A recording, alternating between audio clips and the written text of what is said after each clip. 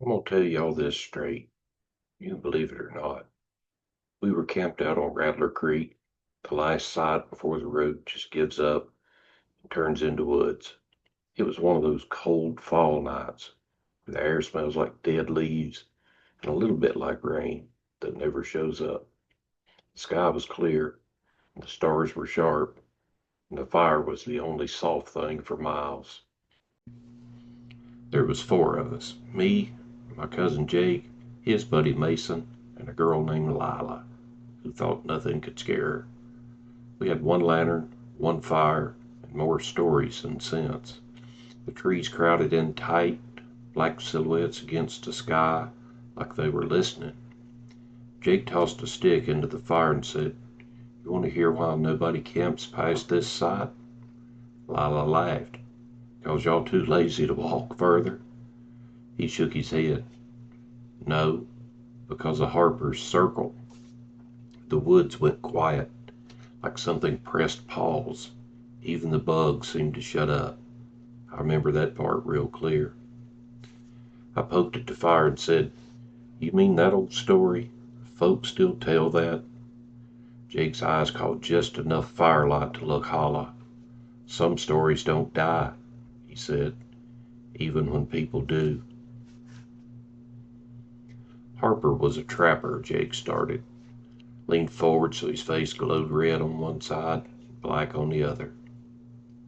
"Way back before there was a marked trail out here, he'd stay out weeks at a time. Didn't care for people. Only cared about fur, meat, and fire." Mason snorted. "Sounds like my ex's daddy." Jake ignored him. "Story goes, Harper figured something out. Something ugly. He stopped trapping regular animals and started hunting whatever was hunting him." Lila rolled her eyes, but her voice stayed low. "Hunting what, exactly?" Jake pointed at the dirt between us and a half-burned stick. "Not a what. You could put a scale on. Something that lives out there." He jerked his head toward the dark tree line. Folks started finding his campsites.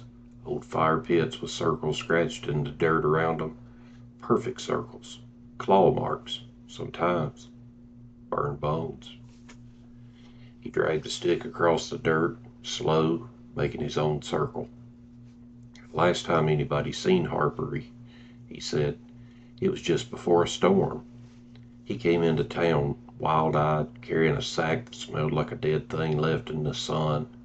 He kept saying the same thing over and over. 'It hates the fire.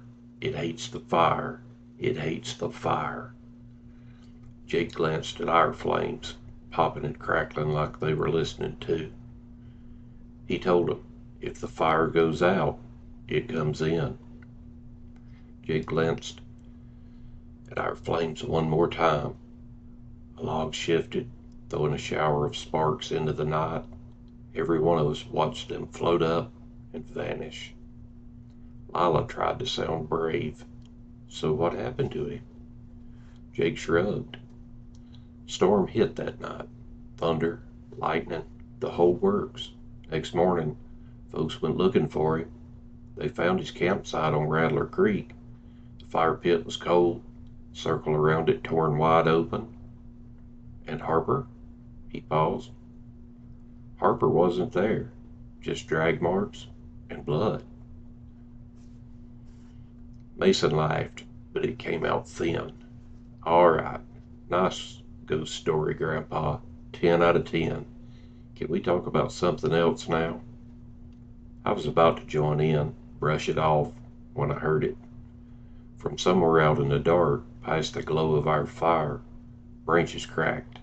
Not like a little squirrel rustling around. Slow, heavy, one step at a time. Crunch, crunch. Lila turned her head quick, eyes narrowed. "Y'all heard that, right?" "Deer," Mason said too quickly. "Gotta be a deer." Didn't sound like a deer. Didn't sound like anything that was in a hurry. Sounded like something that knew exactly where we were. Didn't see any reason to rush. I lifted the lantern, But the light didn't reach far, just showed more trees, more black gaps between them. The steps stopped. Silence again, thick as a blanket. Jake cleared his throat. "Anyway," he said, like I was trying to drag the night back to normal. Harper started drawing circles in the dirt around his fires. Said it kept that thing out while the fire was strong. And when the fire went low, you feed it, no matter what.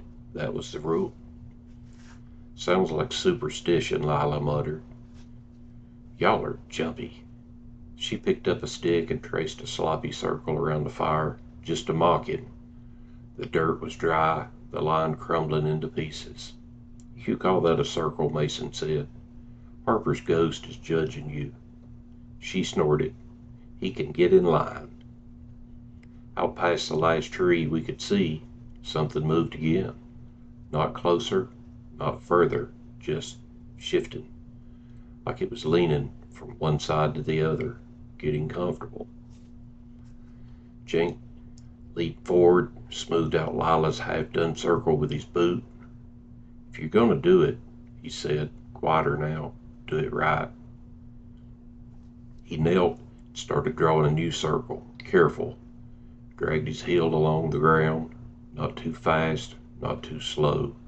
It was nearly perfect, all the way around the fire. When he finished, he pressed his hand into the dirt at one point, then moved around to the opposite side and pressed a hand in there too. Lila frowned. "What's that supposed to do?" He didn't look at her. "Two places," he said. "Two prices. Old-timers said nothing stays out without being paid for. You want to keep the dark where it belongs? Something's got to be given." I felt a chill slide up my neck. The air had gotten colder, but the fire was still hot. That wrong kind of cold that comes from inside, not outside. Mason tossed another log on the fire, like he was trying to prove that he didn't care. "Well, good news for the boogeyman," he said. "I am broke and fresh out of human sacrifices." "Who said anything about human?" Jake muttered. Out in the woods, something scratched bark, a slow, dragging scrape, like claws sliding down a tree trunk. All of us heard it that time. Lila swallowed. "You brought a Bluetooth speaker out here or something. I swear, if you're pranking us." Jake shook his head, eyes locked on the dark. "No speaker," he said. "And that sound's been longer than a Bluetooth." The fire popped, throwing sparks. One landed right on the circle line, burning a little black hole in the dirt. The circle looked thinner now, easier to break. You know how sound travels at night? How some things seem closer than they are, and some things feel like they're right behind you even when they're not. We were learning all about that. From somewhere to our left, out past the bushes, came a voice. It was low, rough, sounded like it had been dragged across gravel. "Hey!"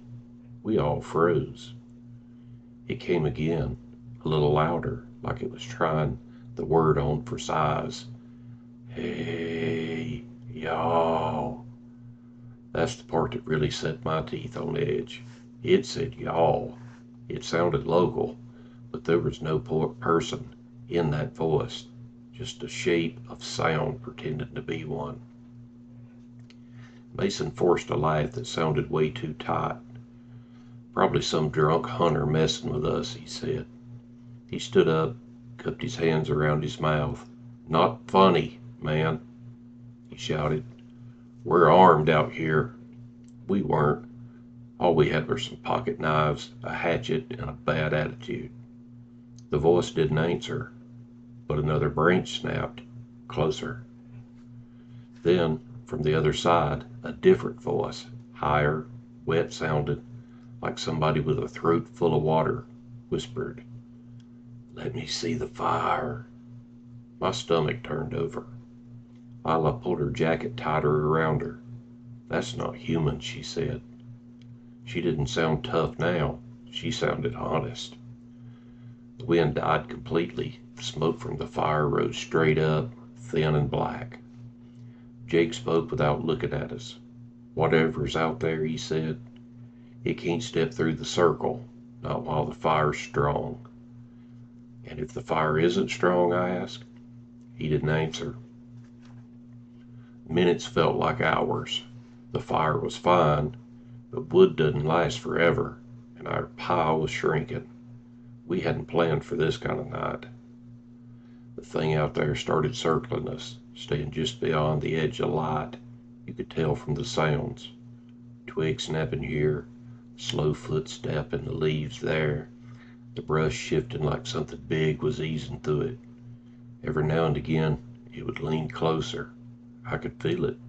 The hair on my arms would stand up in one direction, like it was pointing straight at it. "Hey," the first voice again, to the right this time. From the left came that wet whisper, "Cold out here." Behind us, so faint I almost missed it. A third sound joined in. Not words, just breathing. Slow, deep breaths, way too big for a person. Mason finally snapped. "This is stupid," he said. "I'm going back to the truck. We'll just leave." He stepped toward the edge of the circle. Every sound in the woods stopped, even the breathing. I grabbed his arm, hard. "Don't," I said. My voice cracked. "Don't step over that line." He jerked his arm away. "It's dirt, man," he snapped. "There's nothing there." He put one boot on the line and pressed down, and the circle broke under his heel. The fire dropped. Not a lot, just enough to sag, like somebody had turned the world's dimmer switch down a notch. From the dark, maybe 10 feet away, something laughed, low, gurgling. Lila whimpered, "Mason, get back in the circle, right now." He did, backed up fast, color gone from his face. The fire flared just a little. Jake stared at the broken place. "Don't do that again," he said softly. "You don't want to show it where the door is." We were burning through wood like crazy, feeding the fire every time it even thought about shrinking. Our pile got smaller and smaller. The night got colder and thicker. "That's it," I said, holding up the last good-sized log. "When this is gone, we're out." Lila's eyes were wide, shining with reflected fire. "I thought you said it only needed the fire," she said to Jake. "Fire in the circle." Jake's jaw clenched. "I said that's what Harper believed, as far as anybody knows." I snapped. "Then what else did Harper believe?" He hesitated, then sighed. "He said the fire protects you, but something has to protect the fire." "Meaning?" Mason demanded. Jake's gaze flicked around the circle from face to face, then down to the two places where he had pressed his hand in the dirt. "Meaning," he said, "the fire doesn't burn for free." We all fell silent, listening to the crackle of flame and the slow, patient movements in the dark. Something scraped the ground just beyond the edge of light, circling. It sounded like claws dragging through the leaves. The last log burned fast, too fast. I watched the edges turn black, then curl in, then crumble into glowing coals. The flames dropped lower, licking instead of leaping. The darkness outside the circle leaned in. You could feel it, not see it, not yet, but feel it, like a big animal finally standing up. "Hey," so close now it might as well been at my shoulder. I gripped my knees to keep from bolting. "How do we keep it going?" I asked through my teeth. Jake looked sick. "Harper used to say, if you don't want it to take flesh, you give it something that touches flesh every day." Lila frowned. "Like what?" He reached into his pocket, pulled out his old folding knife. His hand was shaking. "Cut yourself," he said. "You drip blood on the circle, you pay for the flame." Mason recoiled. "Absolutely not. I'm not doing some weird blood ritual in the woods. The fire dropped another inch. From the dark, the breathing came back, closer, louder, hungry. "Pick," Jake said. His voice broke on the wood. "Cut your skin, or let it take all of you. I'm not saying I know how this works. I'm saying this is what the old man believed, and he lived longer than most hunting that thing." I took the knife from him before I could think too hard. My hands moved on their own. "Give me your hand," I said to Lila. She jerked back. "No." "Then mine," I muttered. I flipped my palm up. The knife was sharp. It didn't take much. Just a quick pull along the line of my palm. It stung hot. Then the blood came. I held my hand over the broken part of the circle where Mason stepped earlier and let the drops fall. Red in the firelight, almost black once it hit the dirt. The fire jumped a little, just a little, but it was enough to see the trees again, enough to push the dark back an inch. From there, the gurgling laugh turned into a hiss. Lila stared at my hand, breathing fast. Then she grabbed the knife. "Give it here," she said. She nicked the tip of her finger, hissing through her teeth, and flung a few drops across the circle on the opposite side where Jake had pressed his other palm. The fire kicked up again, stronger this time. Flames reached higher, brighter, like somebody had given it fresh gas. The shadows flinched. In the woods, branches crashed as if something big pulled back from the light. Mason cursed under his breath, then snatched the knife, made his own cut, right on the forearm. Too deep, blood welled up fast. "You idiot," I said. "You don't have to donate a pint." He bared his teeth. "If that keeps it out," he nodded, "I'll give it half my arm." He flung the blood toward the dirt, not neat, not measured, just raw and angry. The fire roared. I swear to you, it roared. Flames shot higher than they had been any time all night. Logs crackling, open with glowing embers spilling out. In the tree line, something screamed, not in anger, surprise, like it hadn't expected us to fight back. The scream faded into a sound like wind rushing through a hollow log, then into nothing, and the woods went quiet again. We didn't sleep, not a second. We spent the rest of the night staring into the fire, feeding it every scrap of wood we had, then pine cones, then wadded up paper from our packs.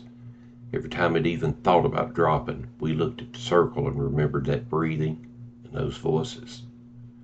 By the time the sky started to lighten, the fire was mostly coals and ashes, but the circle was still there, dark spots where our blood had dried, muddy and sunk deep into the dirt.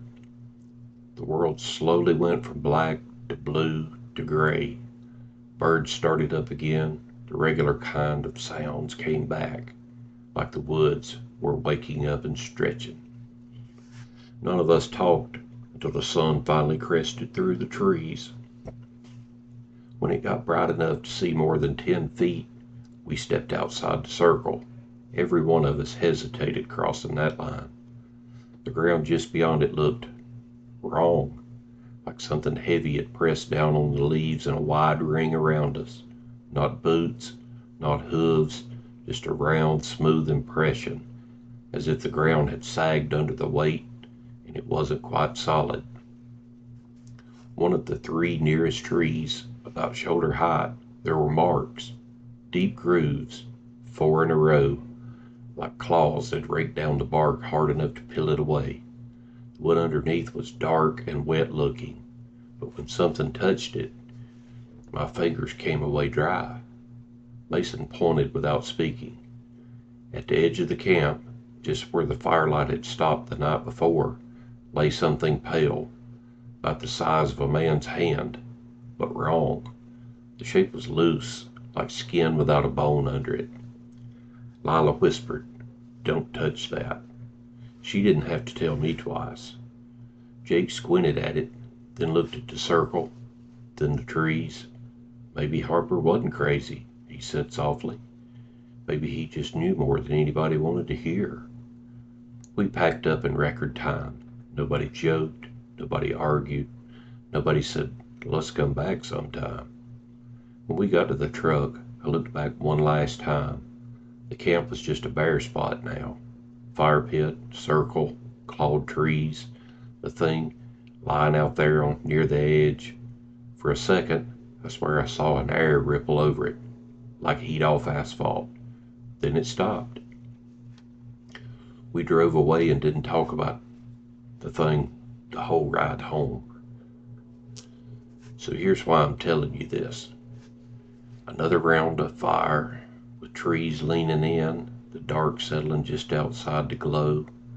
Some stories are meant for living rooms and bright rooms and with folks who sleep with a fan on and the TV going. This isn't one of those.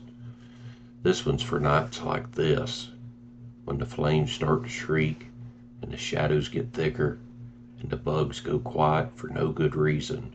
When you hear a hard branch crack out where nobody should be walking. Those are the things that you remember. If you ever camp on Rattler Creek or anywhere that feels a little too old, a little too still, you remember Harper's rule. Draw your circle, keep your fire fed, don't break the line, and if something out there starts talking to you like it knows you, don't answer it. Don't invite it closer. Just feed the fire and let it hate you from the dark. Because once that fire dies, one line breaks for good, and it doesn't matter how fast you run. It's already been circling you the whole time, waiting for the moment the light goes out. If you like these kind of stories, consider supporting us. Thank you very much.